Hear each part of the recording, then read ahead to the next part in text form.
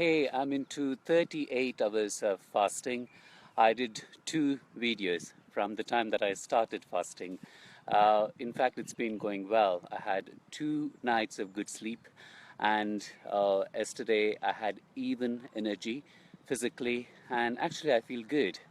Uh, it is really interesting to do this fasting because I read this article on Guardian which says the concept of detoxification is absolute rubbish.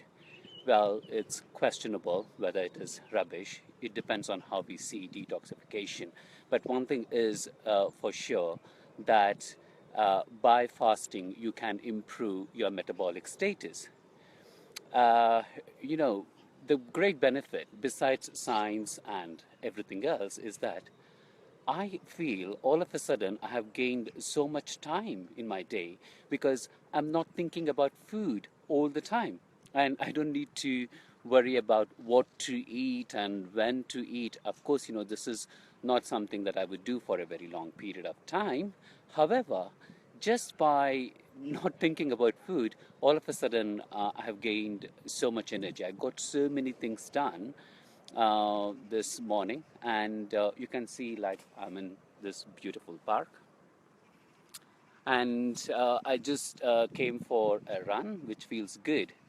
What really fascinates me is that in Ayurveda, thousands of years ago, they proposed 6 key principles to improve metabolic status, and one of it is called langana, is to skip a meal or intermittent fasting.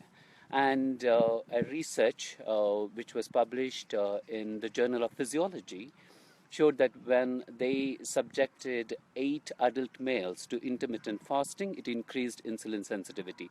This is based on the theory called thrifty gene. I don't know if you have heard of this thrifty gene theory. This was proposed in 1962 by James V. Neal. If I'm correct, it was 1962. And what James Neal proposed is that uh, during Paleolithic times, because there were times when you got food and there were times of famine.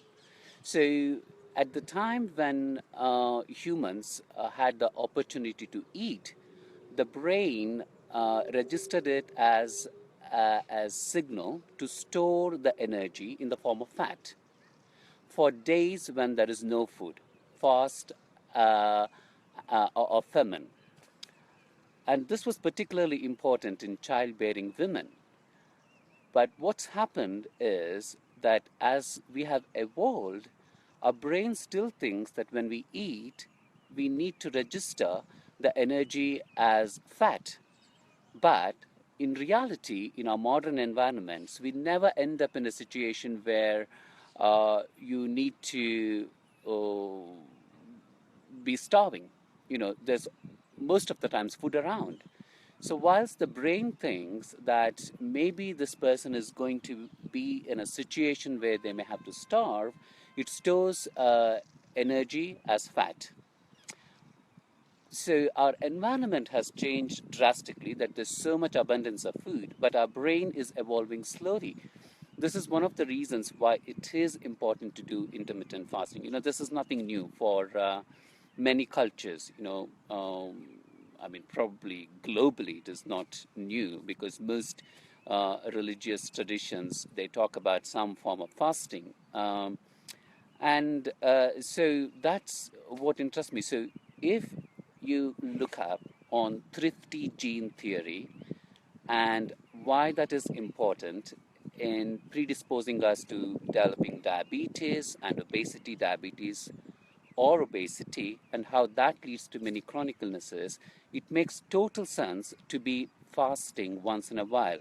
And in this research where they did this fasting to see if there was improvement in insulin resistance, if there was improvement in fat mobilization to use energy, they did 20 hours of fasting every second day for about 15 days, and there was a very strong positive link between improved insulin sensitivity. And remember, guys, you have to keep your insulin sensitivity correct, because insulin resistance leads to diabetes and obesity. In fact, insulin resistance can start 10 years before diabetes is diagnosed. So I'm not recommending that you fast, but what I'm saying is, in my experience, fasting is helping me, and I think it's an awesome thing to do. So, yeah, I'm going to continue to fast, maybe for another few hours, and then I'll touch base again with you about my experience of fasting.